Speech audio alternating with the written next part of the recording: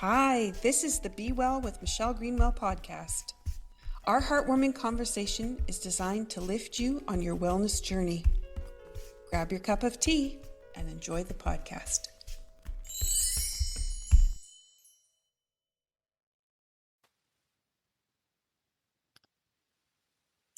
In 1909, on the calm waters of Baddeck Bay, a bold vision took flight. It was the silver dart lifting into the sky, marking Canada's first powered flight. It was a moment born of imagination, courage, and the willingness to try something that had never been done before, something that Alexander Graham Bell and his wife Mabel excelled at from their home at Benbria. Today we celebrate the same spirit with a cup of 1909, first flight on Baddeck Bay tea, and the bright zest of lemon clears the mind with the soft sweetness of raspberry opening the heart.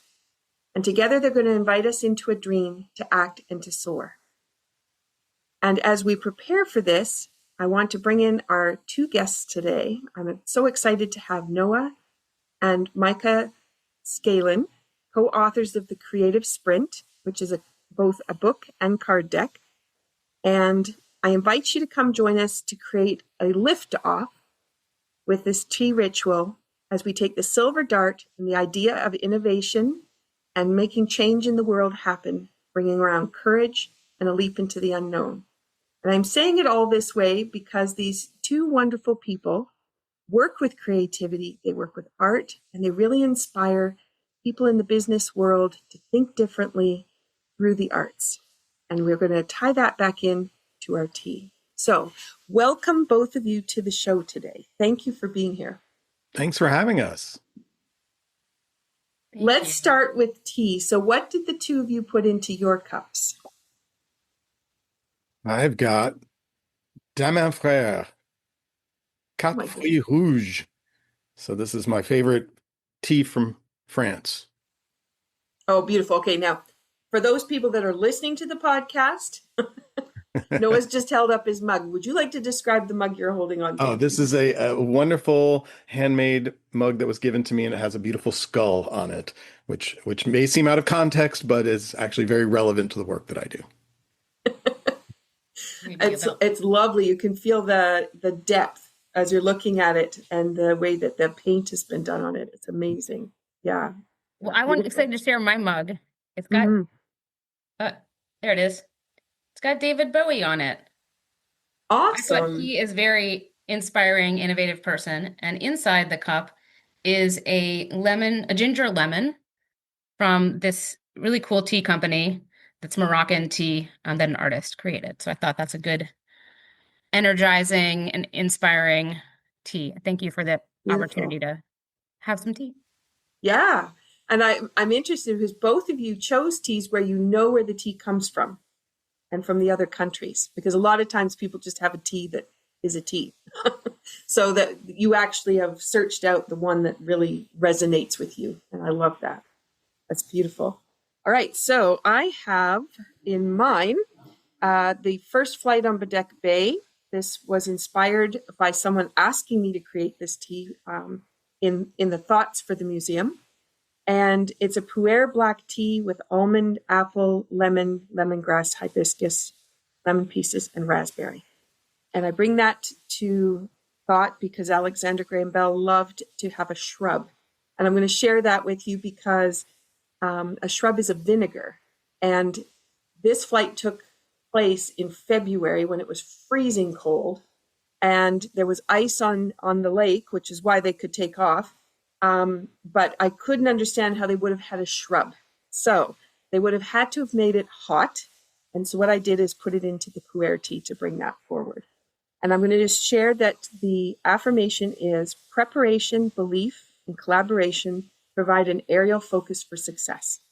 And sometimes we get down into the nitty-gritties of the details and we lose complete track of where we're going. And this gives you an idea to come up above the clouds, see down and see the whole picture, but do it in a place where creativity can reside. So cheers and thanks for joining me for the podcast. All right. For those that are listening maybe for the first time, we always open with the tea. When you get that first smell of the tea, it actually connects to the limbic system, bypasses the nervous system, and then it links up to the motor system. So it actually gets the activity of movement involved with how the brain is functioning. And so that's a little bit of a plug for how we prepare for things. As we're looking at the business world, people don't really think about the beverage that's sitting on the desk or the coffee that they just absentmindedly poured as they were heading off to their next meeting. And so this is a way to think about how can we bring that back in. All right. I want to do a little bit about a ritual with this. So if you hold the mug in your hands, breathe in, let the scent of in my case, I've got raspberry, you've got lemon ginger and black tea. Let that come into your heart and the brightness, let it clear your mind.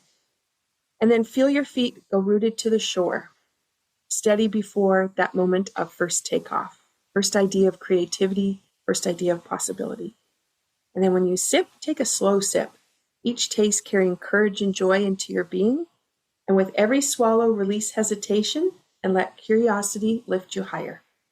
When you're ready, you can jot down any ideas that might come to mind for you as you're listening to this podcast and things start to come through. We're hoping we're going to inspire some new ideas and a new way of stepping forward with creativity.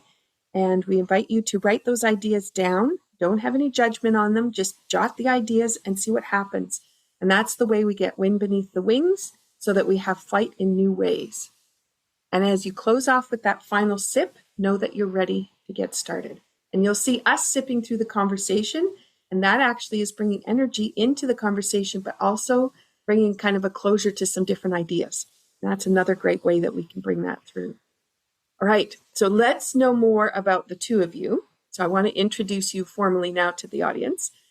So you are siblings, and I love it. You said you've collaborated since you first met. So I love that. I don't know if my sister and I would agree. In our younger years, we got along sometimes, but not always.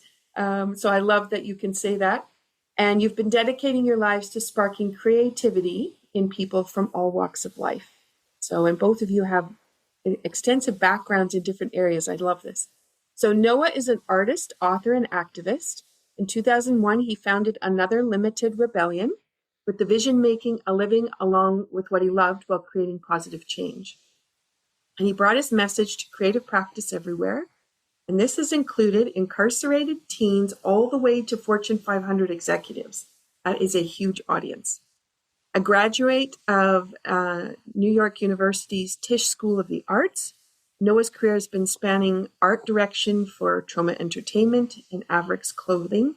And he has his own artwork, which is why he was talking about his mug, which has been exhibited in museums and galleries worldwide, including the Virginia Museum of Fine Arts, Mutter Museum, and even Times Square. He is the author of 6 books, most recently Creative Sprint, co-written with his sister and business partner, Mica. I'm sorry. Now, Mica is an artist, innovator, and coach whose career bridges media, culture, and human connection. She's among the first producers hired by NBC Universal Digital Studios, launching social media strategy at Showtime Networks. And she served as VP of Communications for the media nonprofit J-Dub.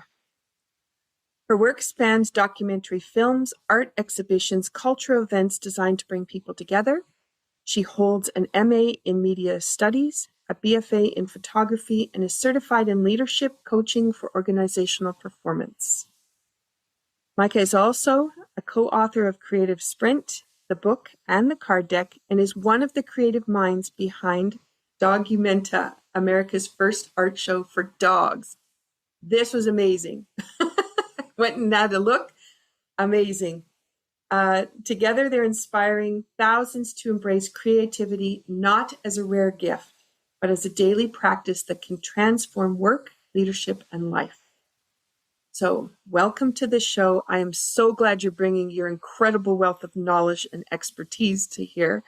And I know it's going to be interesting where you're going to take us on this because of your background. So thank you both. So glad to be here talking to you. So Noah, we're going to start with you in what inspired you to write the Creative Sprint And then what have you noticed about the definition of creativity that has evolved since you launched that book? Okay, big question. And honestly, what inspired me is this other person, Micah, who's here with me. So we started working together, as we said in our bio, way back when, but we actually came together around this work because of art I was doing and work I had sort of stumbled into in the corporate world. And Micah was really the person who said, there's a business to be had here. Can I help develop this and turn this into something formalized? And I was like, yes, that would be great. And so really, she's the instigator for the creative sprint concept. And our work has really been about since that time it's been actually really exciting because as you were asking about the sort of how people think of creativity, right? And there's been a big transformation. The work that we've done has really been intuitive. As artists, we kind of understand the value of this and we see how it works in our own work. But what's been great is to see all the studies and books coming out in the intervening years that have shown that this has real value and it's extremely transformative and necessary right now. Mm-hmm. Yeah, I agree with it, particularly when people feel so paralyzed. Art is one way that you can start to move forward and at least make motion happen. As I was talking about that limbic system meeting the motor system, sometimes we are so paralyzed we just can't get going. Yeah, and we'll often say that making is a form of thinking, and it's a form of thinking that at least in the business world has really been pulled back for a lot of folks. You know, it's a lot of cerebral work, a lot of typing on computers, looking at screens, and so to get people back into the tangible world and tangible act of making, and how different that is, and what different thoughts it creates. Mm-hmm. And I'm curious with the pandemic, around this same idea. What have you noticed as a result of those people in their office at home, as opposed to being at the office? But also, even just how the work transitioned for a lot of people. Yeah. It was interesting because on the one hand, our work had all been in person ourselves. And so we had to figure out how to do everything virtually. And what was great was to discover what was possible, right? There was a new way of working, and people discovered a lot of wonderful things from that. But then on the other side of it, it's really people now struggling to figure out what's the new language, what's the new way of working. How do we embrace what we learned and apply it to what we do and not just go back? How do we move forward? And obviously creativity is a huge component of that and helping people, especially when they feel very disconnected. You know, as much as we feel connected by technology and by this form like the Zoom meetings, it also has this piece where we're not in person with people and then we've lost something there. So how do we sort of refine that in a new way in the world that we're in now? Mm-hmm. I'm thinking about too the call for people to now have to be back in the office. So where it was kind of you could do a hybrid and everybody was okay with that, but now there's been this push to get back into the office. Do you think from the leadership perspective, they're seeing that a new opportunity, or do you think they're trying to return back to the old? It's really dependent on the business. Some organizations are very much like, this is what we're doing. We're going back and it's very regimented. Some are really more understanding that there's a range here. And if we can embrace how different people function, we can get more out of them. They can feel better. They can have a happier experience at work and we're going to benefit from it.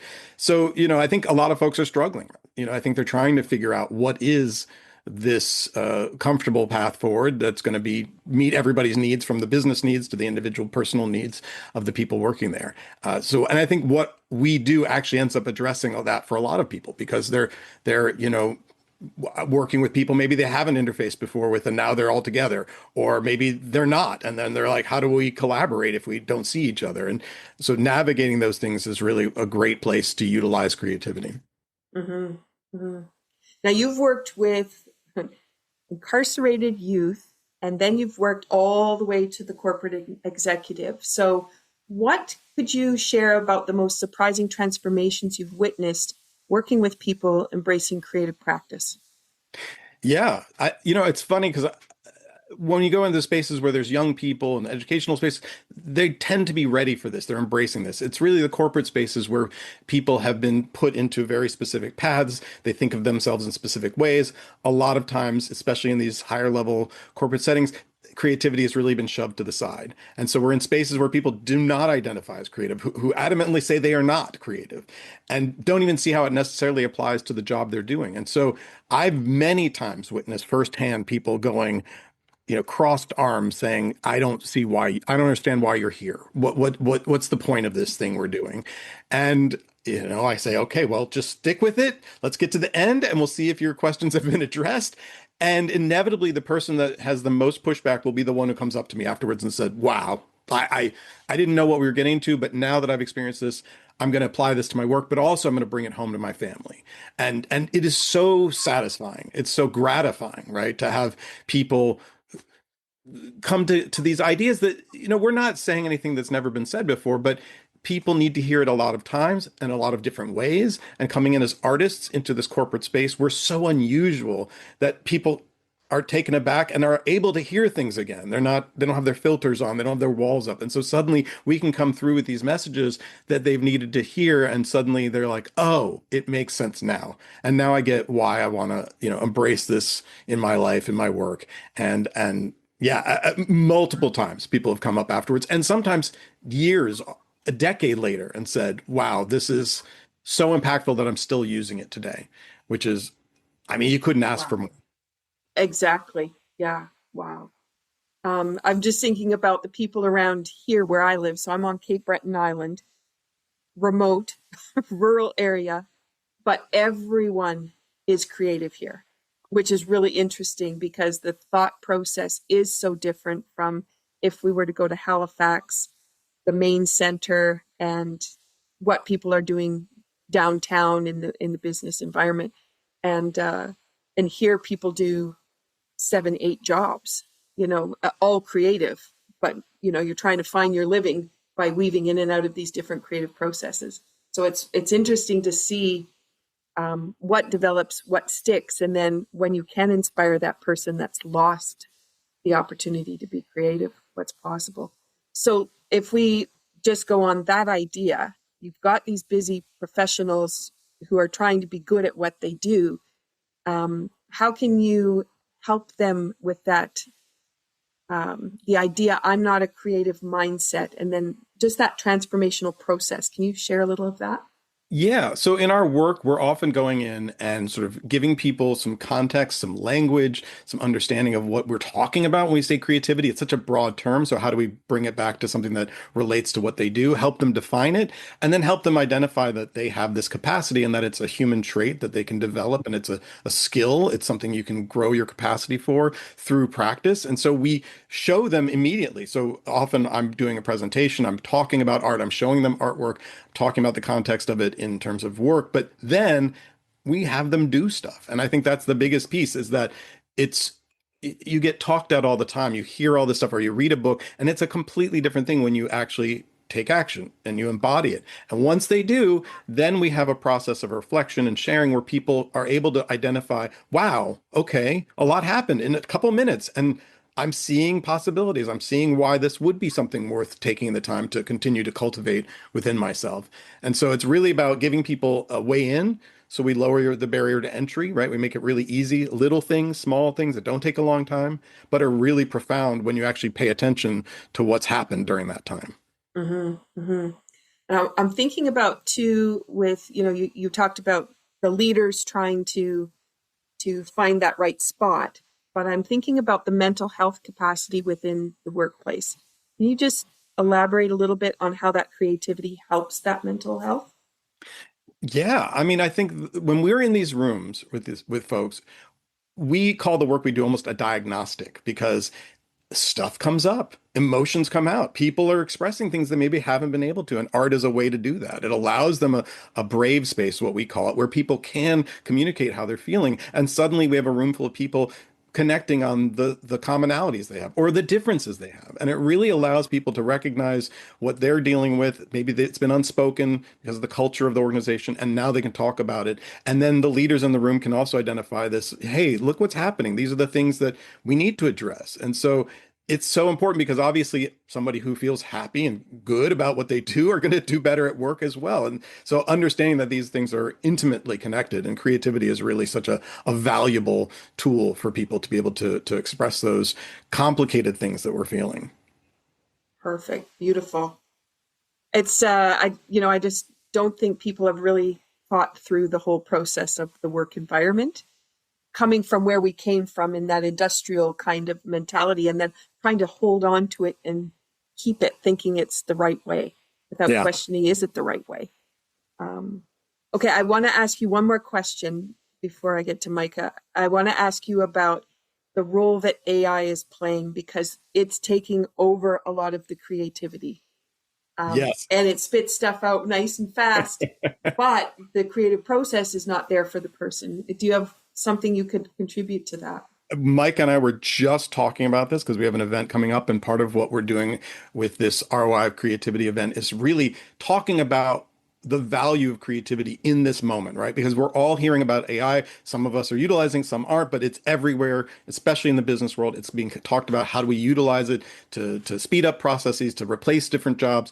And it does feel like, right, maybe this is going to take over this thing. But our point really is that it's not a creative thing. It is a wonderful tool. It can do a lot of amazing stuff, but it is not inherently creative. It's really about the person that goes and uses it. So developing your personal creativity, whether you use AI or not, is irrelevant, right? But understanding that this is the thing that we own, that creativity is ours as humans. And so that we really want to talk about developing that capacity, because whatever this tool does, or the next thing that comes out that's going to disrupt whatever, we'll be ready for it, because we're really developing skills that allow us to problem solve in those moments when things are changing, and they're constantly changing. That's reality.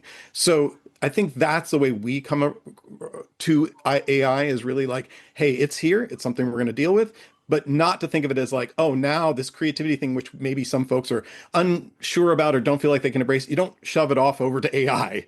It's about embracing yourself so that you can utilize AI if you want to better, more effectively. Mm-hmm. Beautiful. I love the way you said that.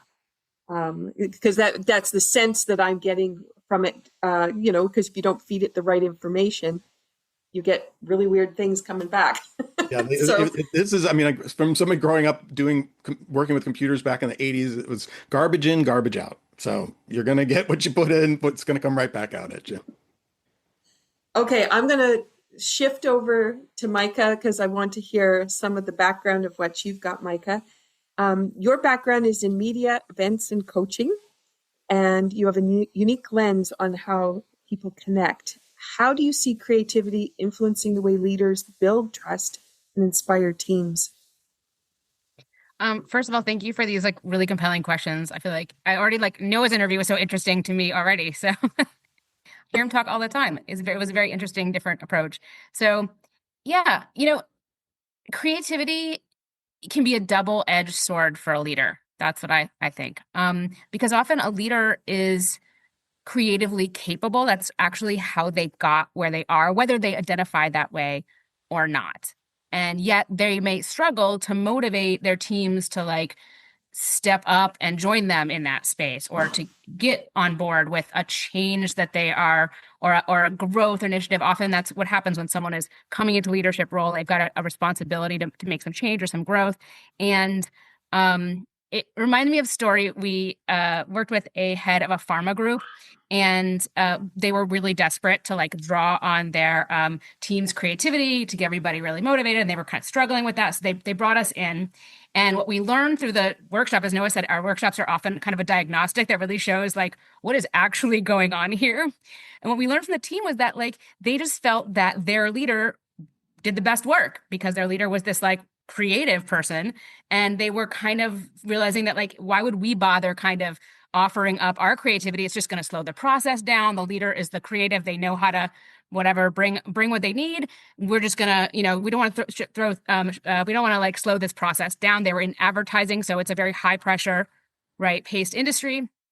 And the work culture was leaving the team with like no energy or resilience to like engage in the creative tension with this leader.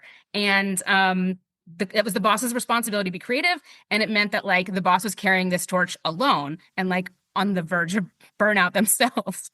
So what we recognized was that the leader can really steamroll the creativity actually of the team accidentally. And that's why when we do these programs, it's not just to develop the leader's creative capacity, which we do. That's our first thing, is to make sure everybody recognizes that the creativity is within them.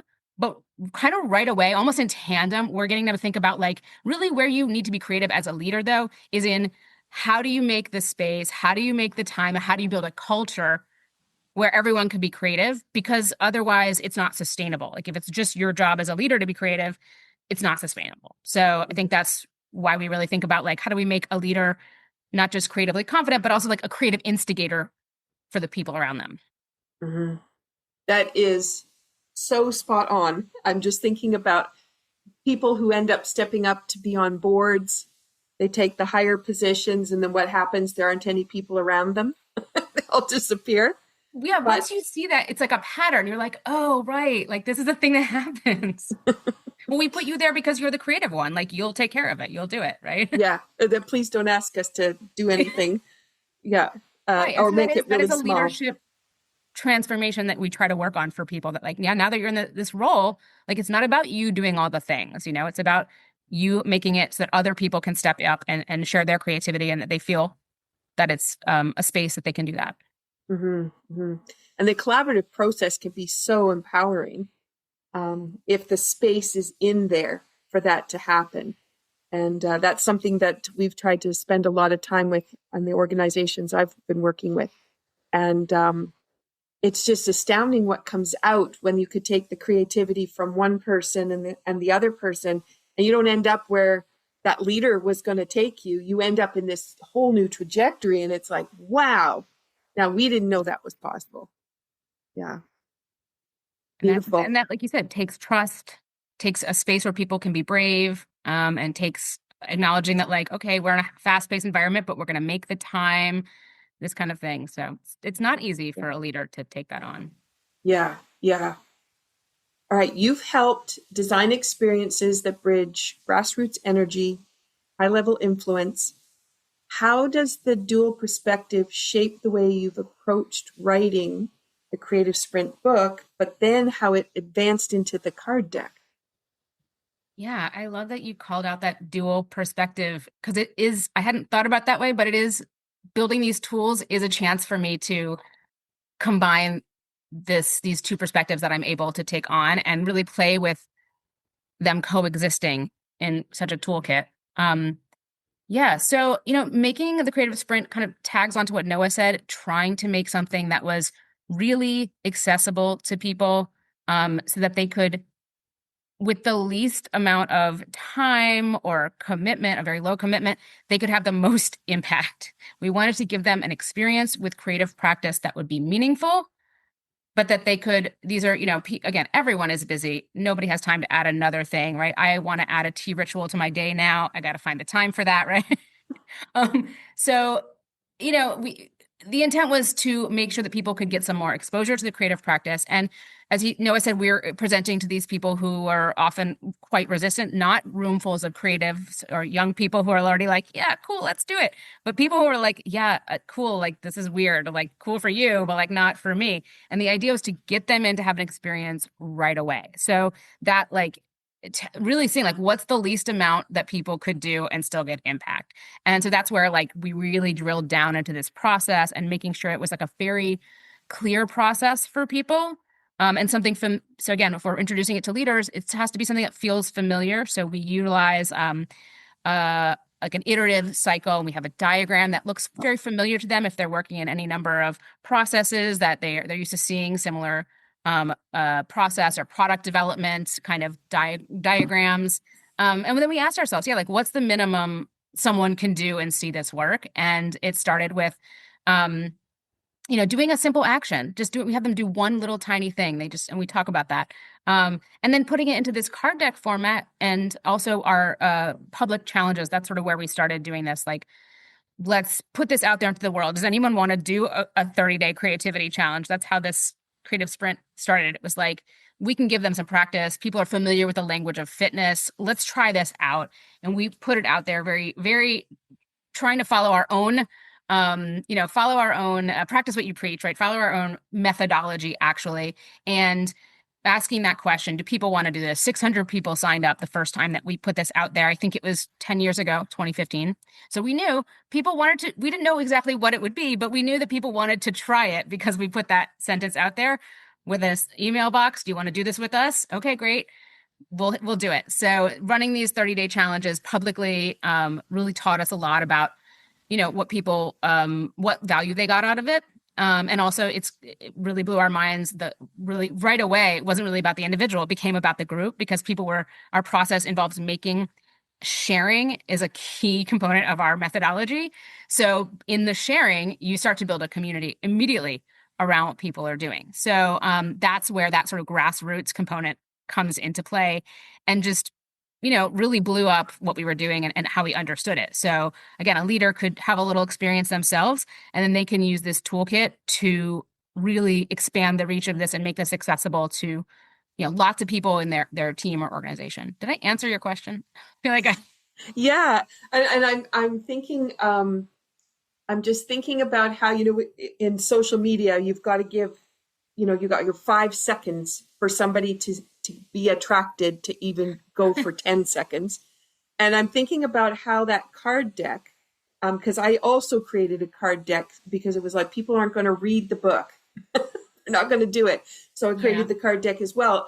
But that piece of, that's like your 5 seconds right there, enough to capture it and then say, yeah, maybe I do want to participate in that. And but it's tangible, which I also think is valuable because so much of it, is flashing on a screen and people will say, oh, I got stuck on Instagram, and I need to stop that habit and I need to move away from it. And how lovely to put something into your hand and have it grab your attention and say, pick me for a moment and then be active.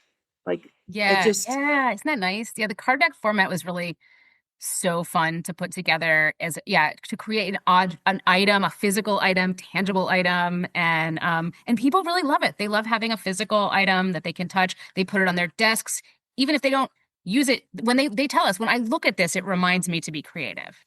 Right. Cool, right? Yeah. And if that's all you need, awesome. Yeah. Yeah. Perfect. So from your leadership coaching work, what role does consistency and small daily action play in creating lasting change within organizations? It's everything. Yeah, I think we're under this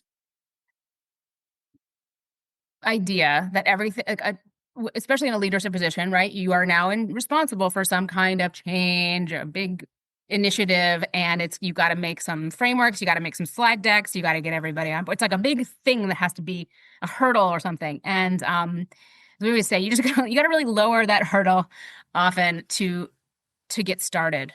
But I think that misperception can really hinder people. And again, this question made me think back, like, do I have a client experience that relates? And oh, man, of course, do I. This made me think specifically about one leader who had recently got he got moved up in his job, and he was excited, but he had so much almost like resistance to the people management aspect. He wanted to just keep doing what he was doing just at a higher level. Like, I like to do these things, and why do I have to take on this people management? And I was like, what is this resistance? So what's the big deal? Come to find out, like, he really thought that he had to dramatically change his whole personality to lead people. He thought it was like a big thing he had to do. And he was kind of pissed at me as a leadership coach, even. He was just like, "Argh." And I sort of got him the idea of well, now that you're in a leadership position is really different. When you're getting to a leadership position, we have to kind of swing for the fences. We got to do these big actions to get noticed. But once you're in more of a leadership position, or even just as we get older, right? We're known for things. We've established ourselves. We've done a lot of stuff. The tiny people already, they're already attentive to you in some ways. And so we started kind of playing around this idea of well, what's the smallest thing you could do? It's classic coach, right? And that's what we do with Creative Sprint. and he kind of broke down his resistance enough to try something that just felt really, minimal.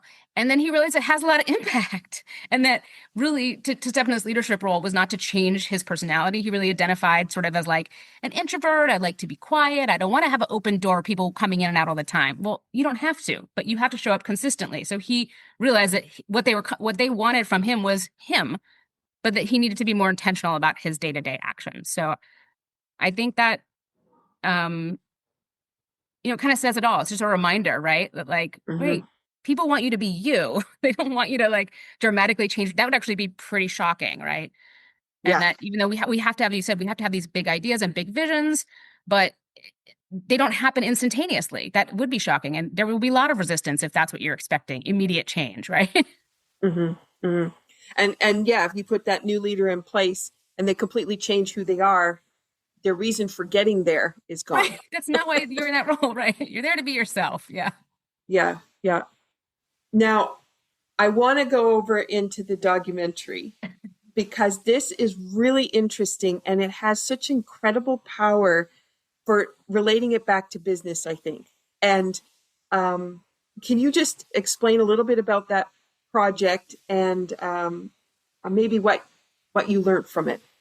Well, I'm excited to hear what interested you in that project, because I love when I look through all the amazing things that you do, how much connected to really what you're doing is about really presence and embodiment, and like really fully existing in like the wholeness of what humans experience. And I was like, oh yeah, like this is it, right? This is also why Noah and I are having people do physical activities to activate their creativity. It's not that creativity can't happen just like in your brain with a computer. It can, but we need to activate it through our sensory physical experiences. And Documenta, really, it comes from a playful place because dogs are playful, and that they are about bringing joy and playfulness to our lives. They have a lot to teach us. Animals have a lot to teach us. Their consciousness is not lesser than ours. It is tremendous and fascinating. So I'm definitely one of those people. I'm intrigued with consciousness in general.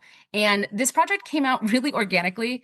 Very dear friend of mine and her dog, Rocky, used to visit art galleries here in New York frequently. We still do together. But she was going to write about art. That was her job at the time, and she was disinterested. She was tired of it. It was boring to her. Her dog, however, was quite interested. He was quite curious. He was like sniffing around. He was trying to look up at the art. It was too high for him to see. So we started thinking like, wow, like he could really teach us something about art, maybe. Maybe there's something to learn from him. And then we posed that question to end up being commissioning art from 20 different artists, 10 in New York and 10 in Los Angeles, for 2 different public art exhibitions that welcomed, I say, thousands of culture hounds of all breeds and species to have an experience with art that was led by the canine companion. It's just so amazing because we have 2 cats, so cats are a little bit different than dogs. But when my mom started describing her new dog that she got and the personality and the things he liked as she was trying to get to know this dog, just what you're saying, our whole view changes because we're looking through a different lens. And my goodness, what happens to creativity? And when you see some of those art projects, what they thought of in order to entice the dog to be interested in art, amazing. And so many textures to it. They've got the sound in there. They've got, what they would taste, like just all these incredible things we wouldn't think about. And then as humans, what does that mean when we're looking at a piece of art? We don't get as many details as what those dogs got. We don't get to sit inside a beautiful green space with a whole bunch of bones surrounding us. We might look at the art and not really participate in it. And so what would draw us in? How could we be more involved in the way that we're working with art? And as you were talking about that movement-based piece, more creativity with how you move. I just felt like you could move around the art in a different way. You could be present with it, but then you also got to view it through your best friend's eyes. And how exciting is that? So often we talk to our best friends over tea, but we don't actually really see them that way. We're listening to words. We're not really engaging with them the way you can with the dog. I just Yeah, think like that's just so respecting that as brilliant. another form of communication, right? If we're having an aesthetic experience together, like sipping tea or, like you said, visiting a museum or listening to music, that these are really powerful sources of connection. And we talked about that before, and whether we're doing that with our dog or cat. And I would say, I do think cats, as we know, cats actually love aesthetic experiences as well. They're super sensitive. I think they have a lot to tell us, to teach us about arts and aesthetics, but they like to do it in the home typically. So if you want to have Mhm. a documental like experience for your cat, it has to be, they're not such like outgoing. They want to do it in the house. So you need to create something for them in your house, but it's possible. I've seen it done. Mhm. Also, Thanks we for had a that. turtle and a lizard attend. So, Oh my goodness. I love it. sky's the limit. And so for those people that are listening, I've dabbled in and out of the arts world through dance and through art, and music, and I get to still do that. And I love that I have the language to be able to do that because of the different experiences I've had. And for those people that might not have tapped into the arts in any way, in what way might that have given you some restrictions or some holding back, or the lens you've kind of been sharing that focus in one way? And in what way can these different means provide you with more knowledge about yourself, I guess is what I'm looking to say. Yeah, and Yeah. that's very much what Noah and I are about, is trying to make these experiences more accessible to more people, because they've been so powerful and important to us, and they shouldn't be restricted or limited to children or just people who are somehow creatively inclined, right? So, hmm hmm And just was popped in my head now is one of the things I've really focused on in doing some intuitive art. I've been finger painting, which I absolutely love, but discovering that, the dominant hand takes over controlling what's going to happen. And so I really worked diligently to get the non-dominant hand to come into balance. And then how that changed my thinking process, because now I do a lot more of that. But I've also had an injury on the dominant side. So I have to use the other side more often. And that has also opened up. I hadn't realized how often my one hand reaches to do things and is expecting to do more of the turning, more of the picking kind of activities than the other hand. And so I've been trying to balance that back out. So as listeners are listening to this, thinking about how you move your body at work, how you move your body within a project, and are you getting most of that from the dominant side? And if you are right-handed, you got a lot of logic going on. we say it's Where, about expanding your defaults. yeah, there, I love that. Yeah, yeah. Just incredible what can happen. And I guess that's where the Documenta was just, it really just blew everything out. It's just thinking, yeah, we really have to change our lenses and turn things inside out and bring it back. And what happens then in the workplace? And can we really learn from the pandemic? Can we really learn from how we can be online and in person and find things we never imagined, and stuff that didn't happen 100 years ago, didn't happen 50 years ago. It's just incredible. Okay, I'm gonna leave that. So I'm gonna let's talk about the challenge that you have and the details. So you both talked a little bit about it. Let's find out more about it. The challenge of the creative sprint, you mean? Yeah. Yeah, so the way it's structured is so it's a tool we developed. We use it with individuals, organizations. There's a lot of forms it can take, but the simple version is that there's a daily prompt of some sort. And the prompt is really a way for you to start taking an action. So that way you're not working with a blank page. I think that's so important that people get overwhelmed, don't know where to start. We were talking about that. And this is really just like a simple way to move forward. It's about interpretation, but it's also a challenge. How do you solve this problem? Maybe this is familiar thing and you're comfortable, and maybe it's a really unfamiliar thing that you're not comfortable with. So how do you take some action? How do we make it a small amount of time that allows it to be doable within your existing schedule? And then we ask people to do it over and over. So it's iterative. It happens over the course of traditionally 30 days, but it takes other forms. But again, we want people to practice. It's not about a one-time thing. It's like going to a mental gym. It's a workout. Got to develop those muscles. You don't get the benefit if you just go once. So we want people to do it over and over. And we know that that's habit forming. And that's when you can actually see progress by taking these actions. So it's really small. Do something daily. And then we ask people to share it in some form. And then we also have a reflection component so people can learn about what happened.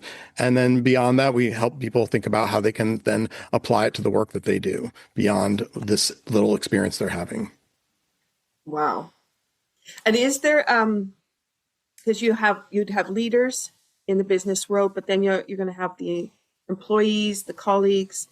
Is there a difference that you notice between those two different roles that people have? Absolutely. Mica, do you want to? A difference in Just as they're playing with these activities and the viewpoint that they're coming from, do you notice that makes a difference, or people just dive into the activity and it doesn't really matter? I think in this setup, whether someone's coming from a leadership position, that really shifts. It depends on like if we're working with them together in a group, I would say there could be some imbalance there, like power imbalance that might make it more difficult to feel really creative in front of your team, or vice versa. And we're asking to challenge that. This situation in October, you will have 30 chances to practice your creativity with us, because we will send out to anyone who signs up 30 different activities that we're going to have we have a shared space where you can see the activities each day and to try them out. And we love it when someone who's in a leadership role invites their team. This is what we put them out to them, like, hey, here's an opportunity for enrichment and just to engage with people a little bit differently. This is entirely virtual, so it's something that they like to do on a company Slack, or just to spice up a different space. And they tend to learn a lot about each other. And like you said, kind of build a little bit of that trust that the leader is not going to like shut them down for doing something a little bit weird, because, hey, look, I'm designating some time every day for you to make a little something or to respond to this prompt. And it does build that kind of trust, I think, between teams when a leader puts it out there and invites a team to participate. So we've seen that a lot, and they really enjoy doing it. So this is open to the public. It is in tandem with it, we're running a summit. So you can participate in the 30-day challenge. We're also running weekly live conversations with a variety of experts that we know in this space. So there'll be some support to keep people going and keep that inspiration of, how will I, as Noah said, once I have these insights, how am I going to apply that? That's what this is all about. Beautiful. So just lots in there. We want to fill people's brains up with lots of ideas and send them off. I think they also, this brings it back to the human level, because a lot of times at work, right, it is about this role, this job, and I think when we have people engaged in this way, then they return to being humans and they see each other and they're able to sort of respond in a different way. That's not to say, as Mike was pointing out, like there is differences in terms of, leaders often understand why they're doing this work and are coming at it because they're trying to achieve certain goals. And when employees are doing it, sometimes it's a mystery to them because they don't necessarily understand the bigger vision, which is part of that diagnostic experience. If they're feeling like, I don't know why we're doing this, but we're going to do it, they're looking to the leadership to explain this. And what we're trying to do is create connections so that there's shared language, shared understanding, shared values, so that everybody that's part of an organization understands why they would want to develop their creative capacities for the benefit of the organization together. They're all on the same ship. So it's not about individuals having success and then everyone else just going, I don't know what I'm doing, I'm just here. Yeah. Right? It builds some really interesting interactions. I would say we see things like the person who doesn't identify creative and keeps saying like, oh, I'm not creative. Or they'll say like, oh, so-and-so is going to be real good at this because they make really cute drawings, or like whatever. You start to see like there's already these sort of roles that people have taken on in the organization. Like, this person's a creative, this person's a whatever. And they're sort of taking themselves out of the creative role. And then also that creative person, as we said before, can be like, well, I feel like nobody wants to join me here. Like, I'm all alone doing all this stuff, right? So this is really fun because they'll be like, someone, makes something that they feel like is weird and awkward and funky. And that creative person is like, oh my God, that is the best thing. Like, I'm so inspired by what you did. Like, thanks for sharing that. And it, really builds this nice sense of connection where people can really trust each other and share a little more in their processes. I just had this experience. So a group that we worked with, the person that brought us in was the creative person. And everyone's like, oh, we get why you brought this guy. This is your thing. But she felt so grateful to have everybody in the organization now get her perspective and understand why she's enthusiastic, and maybe also, as Mike's saying, take on some of that so that she's not the only one. And so it was great because it really had people open their eyes to like, oh, this is why she's so passionate about creativity. Now we can also share that. Beautiful. Beautiful. I'm just thinking of some of the projects I've been working on and watching people struggle with, videotaping and then processing, and so all those little pieces. But the finished product of what's come out of there and the dialogue that's resulted that they've never used before. It's been so fun to watch people move past that. And then what does that mean? I love it. Okay, how can people sign up for the summit? And how can they sign up for this challenge? It is called the ROI of Creativity Summit. I will share the event and ticketing link with you. And you can also visit us at anotherlimitedrebellion.com and find us on LinkedIn. Beautiful. Great. And it starts on September. Yeah, we kick off on September 24th. Okay. And it's running for 1 month, so people can expect till towards the end of October. Yes. Which is perfect for what November brings in. That's our bioenergetic wellness month, which is then you can really think about how you want to move all of that new knowledge forward and let things shine for you. Yeah. Beautiful. Okay. Have we missed anything in conversation? We covered a I think we covered a lot in a short time. I'm sure folks are curious, and of course, we're happy to talk to them. So have people reach out to us if they want to know more. Perfect. Great. Good. And so if you're working with people on creativity, I'm curious, what are your favorite go-tos that get you out of your work mode and just you can go be creative for yourself? I go to the beach. That's like my jam. Or like put on some roller skates. It's like, I was going to say roller skating. Like for me, it's like very getting back into my like sensory physical space for sure. Yeah. We talk about change of environment, right? If you're in the same place. So travel definitely inspires me. Anytime I love to get to travel for work because it gets me a new environment to check out, new people to meet, new things to see. And then I come back refueled, refilled, recharged. Mm-hmm. Yeah, I agree with you. And I was last night down to the harbor to watch the sunset. I didn't go down to the beach. That was a bigger trip. And so I thought I'm just going to go down, but standing on the dock and the water, lapping up, it was just so beautiful. And just a few minutes of change of perspective. And then it was like, okay, now I can go back and look at the other things that need to happen for the day. Yeah. We talk about change of perspective in a very literal way, right? Like literally looking at things from a different viewpoint. It matters. Mm-hmm. It really does matter. Yeah. As I've been working on World Mental Health Day, which is October the 10th, which is in the middle of your challenge, looking at things from a mental health perspective, it's really the lens, simple things that I'm looking at and thinking, how does that impact? What change does that make? And I've looked at a few things definitely in my house that either support or doesn't support what mental health is requiring. Yeah. Beautiful.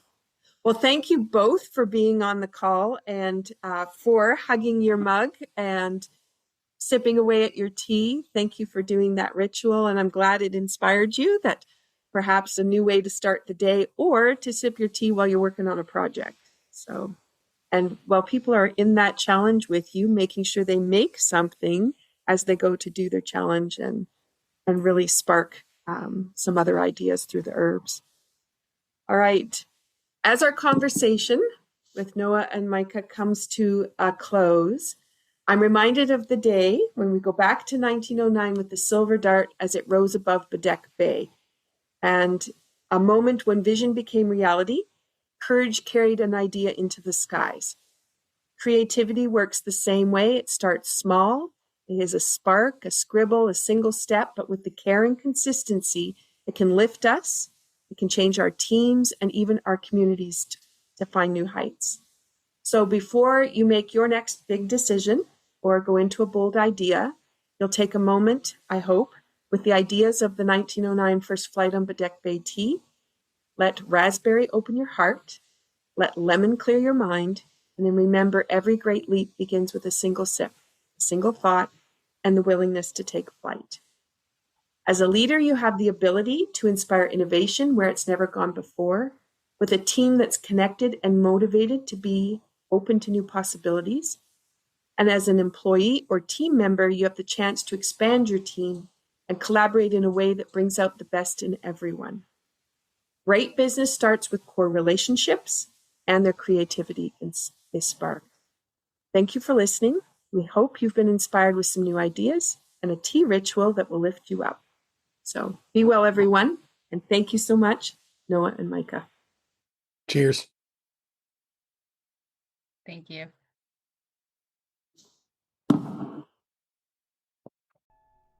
Thank you for listening to Be Well with Dr. Michelle Greenwell. There are a couple of resources I want to just point out. When you go to the website greenwellcenter.com, you'll have a pop-up window. That pop-up gives you the top 8 easy stress releasers that you can use every day. That's something you can put beside your computer, the bathroom mirror, beside the bedside table. A great resource.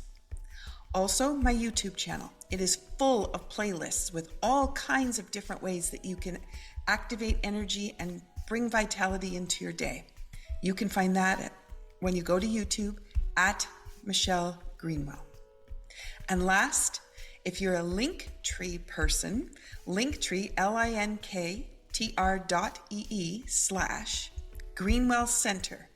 That has all my resources in one spot. Those are for intricate little things that you can't get everywhere. And it's a wonderful way for me to be able to share all the different aspects of the kind of work I do. So thank you for listening. Be sure to drink that tea.